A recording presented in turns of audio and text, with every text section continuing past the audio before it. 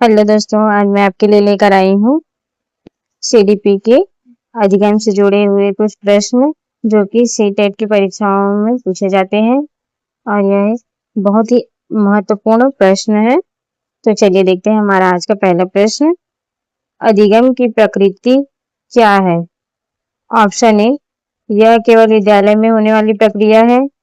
Option B, यह एक सक्रिय और सामाजिक प्रक्रिया है। ऑप्शन सी, यह एक निष्क्रिय प्रक्रिया है। ऑप्शन डी, यह केवल संवेगों से प्रभावित होती है। तो इसका सही आंसर हो जाएगा ऑप्शन बी, यह एक सक्रिय और सामाजिक प्रक्रिया है। ठीक है, अगला प्रश्न है, निम्नलिखित में से कौन सा कारक अधिगम को सकारात्मक रूप से प्रभावित करता है? ऑप्शन ए, अर्थहीन विषय वस्तु। ऑप्शन बी, अध्यापकों की कम अपेक्षाएं। ऑप्शन डी, सहपाठियों का सहयोग। ऑप्शन डी, परीक्षा का डर।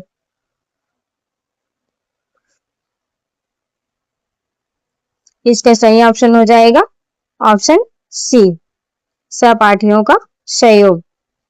सहपाठियों का सहयोग और सामाजिक अंतःक्रिया अधिगम को बहुत सकारात्मक रूप से बढ़ावा देते हैं। ठीक है, अगला प्रश्न है, अधिगम प्रक्रिया में त्रुटियों एरर के बारे में आपकी क्या राय है?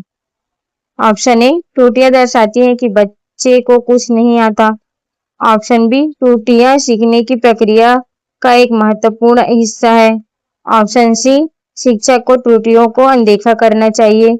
ऑप्शन डी, केवल त्रुटियां केवल बच्चों की लापरवाही का परिणाम है। तो देखिए, ऐसा तो हो नहीं सकता कि बच्चे को कुछ नहीं आता। ठीक है, तो ये गलत हो जाएगा। त्रुटियां सीखने की प्रक्रिया का एक महत्वपूर्ण हिस्सा है, ये क्या हो सकता है? ये सही हो सकता है। शिक्षक को त्रुटियों को अनदेखा करना चाहिए, नहीं ऐसा नहीं करना चाहिए, अनदेखा नहीं करना है, तो ये भी गलत हो जाएगा। ऑप्शन डी है, त्रुटियां केवल, ये केवल क्या है? नेगेटिव शब्द है। ठीक है, तो ये भी गलत हो जाएगा।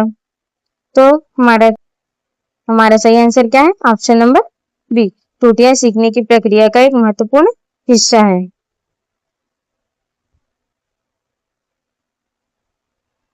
अगला प्रश्न है, वाइगोत्स्की के अनुसार अधिगम क्या है? ऑप्शन ए, एक स्वतंत्र और व्यक्तिगत गतिविधि। ऑप्शन बी, उद्दीपन अनुक्रिया मतलब एसआर संबंध। ऑप्शन सी, सामाजिक अंतःक्रिया से ज्ञान का निर्माण। ऑप्शन डी, पुरस्कार और दंड पर आधारित प्रक्रिया। तो इसका सही आंसर हो जाएगा ऑप्शन सी, सामाजिक अंतःक्रिया के माध्यम से ज्ञान का निर्माण। ठीक है, लेव वाइगोत्स्की ने सामाजिक सांस्कृतिक सिद्धांत दिया है जिसके अनुसार बच्चे समाज और बातचीत के जरिए सीखते हैं। ठीक है, तो इसका सही आंसर हो जाएगा सामाजिक अंतःक्रिया के माध्यम से ज्ञान का निर्माण। अगला प्रश्न है, यदि कोई छात्र कक्षा में भाग लेने में बहुत हिचकिचाता है, मतलब वो शर्माता है, शर्मिला है, तो एक शिक्षक के रूप में आप क्या करेंगे? तो ऑप्शन ए, उसे कक्षा में प्रश्न पूछने के लिए मजबूर करेंगे। उससे केवल आसान प्रश्न पूछेंगे ताकि वह कक्षा में शर्मिंदा ना हो। ऑप्शन सी, उसे नजरअंदाज करेंगे। ऑप्शन डी, उसकी कमियों के बारे में अन्य छात्रों को बताएंगे। तो इसका सही आंसर हो जाएगा, उससे कक्षा में आसान प्रश्न पूछेंगे ताकि वह कक्षा में शर्मिंदा ना हो। ऑप्शन नंबर बी, बच्चे को इनकरेज करना है, डिस्करेज नहीं करना है। ठीक है, तो उससे ऐसा प्रश्न पूछना है कि वो शर्मिंदा न महसूस करे। ठीक है, ताकि वो प्रश्नों का जवाब भी आसानी से दे सके। अगला प्रश्न है, सीखने के वक्र लर्निंग कर्व्स में सीखने की प्रगति को दर्शाया जाता है। सीखने का पठार क्या दर्शाता है? ठीक है, ऑप्शन ए, सीखने की प्रक्रिया में निरंतर वृद्धि। ऑप्शन बी, सीखने की प्रक्रिया में प्रगति का रुक जाना मतलब स्थिरता। ऑप्शन सी, सीखने की गति का तेज होना। ऑप्शन डी, रचनात्मकता का विकास। तो इसका सही आंसर हो जाएगा ऑप्शन डी, सीखने की प्रक्रिया में प्रगति का रुक जाना, यानी कि स्थिरता। ठीक है, अगला प्रश्न है, अधिगम अनुभव और प्रशिक्षण के परिणाम स्वरूप व्यवहार में परिवर्तन है। यह कथन किसके द्वारा दिया गया है? Option A Skinner, option B Crow and Crow, option C Woodworth, option D Gates व अन्य। तो यह कथन किसने दिया है? अधिगम अनुभव और प्रशिक्षण के परिणाम स्वरूप व्यवहार में परिवर्तन है। यह किसने दिया है? Option B Crow and Crow ने। ऑप्शन बी सही हो जाएगा। अगला प्रश्न है, निम्नलिखित में से कौन सा अधिगम का मुख्य नियम थानाडाई के सीखने के नियम में शामिल नहीं है? ऑप्शन ए तत्परता का नियम, ऑप्शन बी अभ्यास का नियम, ऑप्शन सी प्रभाव का नियम, ऑप्शन डी बहु अनुक्रिया का नियम। तो इसका सही आंसर हो जाएगा ऑप्शन डी। दोस्तों, ऑप्शन ए तत्परता का नियम, ऑप्शन बी अभ्यास का नियम और ऑप्शन सी प्रभाव का नियम, ये तीनों क्या है? थानाडाई के सीखने के नियम में शामिल है। और ये ऑप्शन डी नंबर क्या है? बहु अनुक्रिया का नियम। ये क्या है? ये बहु अनुक्रिया का नियम, यह थानाडाई का क्या है? कौन सा नियम है? गौड़ नियम है। ठीक है, यह मुख्य नियम नहीं है। अगला प्रश्न है, जब बच्चे को कोई कार्य दिया जाता है और वह उस कार्य को करते हुए ऊबने लगता है, तो यह दर्शाता है कि ऑप्शन ए कार्य यांत्रिक रूप से बार बार किया जा रहा है, बच्चे को अनुशासित करने की आवश्यकता है, बच्चा बुद्धिमान नहीं है, बच्चे ने इस विषय में कुछ नहीं सीखा है। तो ऐसा क्यों होता है?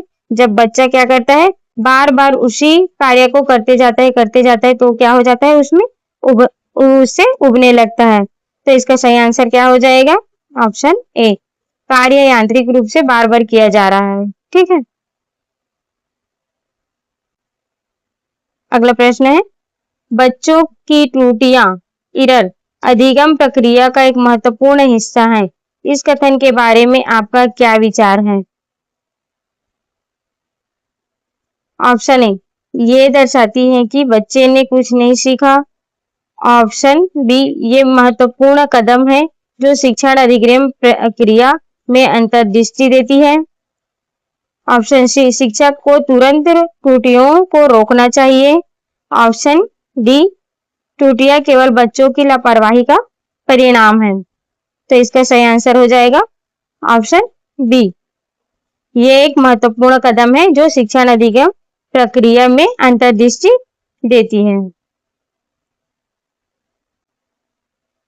अगला प्रश्न है, वाइगोत्स्की के सामाजिक सांस्कृतिक सिद्धांत के अनुसार अधिगम प्रक्रिया में कौन सा दृष्टिकोण सबसे उपयुक्त है?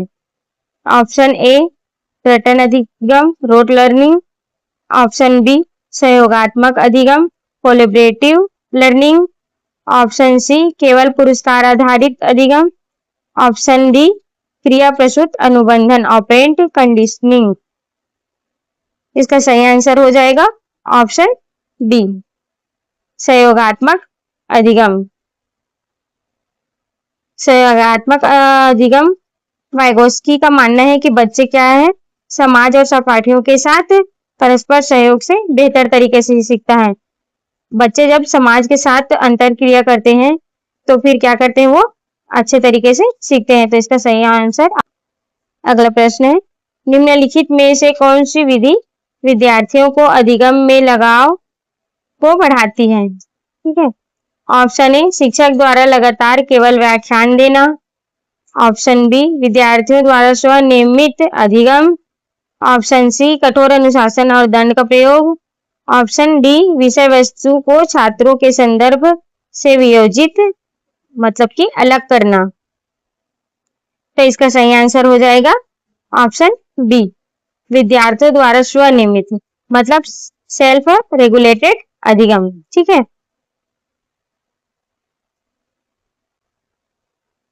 अगला प्रश्न है, व्यवहार के कारण व्यवहार में आया कोई भी परिवर्तन अधिगम है। यह कथन किसका है? ऑप्शन ए स्किनर का, ऑप्शन बी गिलफोर्ड का, option D Woodworth, option D crow and crow. तो इसका सही आंसर हो जाएगा ऑप्शन बी गिलफोर्ड का। ठीक है। व्यवहार के कारण व्यवहार में आया कोई भी परिवर्तन अधिगम है। यह कथन किसने दिया था? गिलफोर्ड ने दिया था। अगला प्रश्न है, थॉर्नडाइक द्वारा प्रतिपादित प्रयास एवं त्रुटि का सिद्धांत ट्रायल एंड एरर थ्योरी को अन्य किस नाम से जाना जाता है?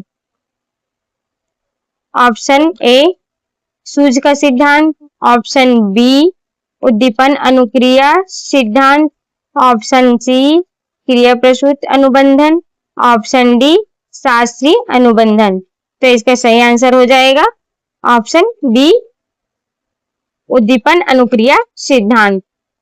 ट्रायल एंड एरर थ्योरी मतलब प्रयास एवं त्रुटि का सिद्धांत को और किस नाम से जाना जाता है?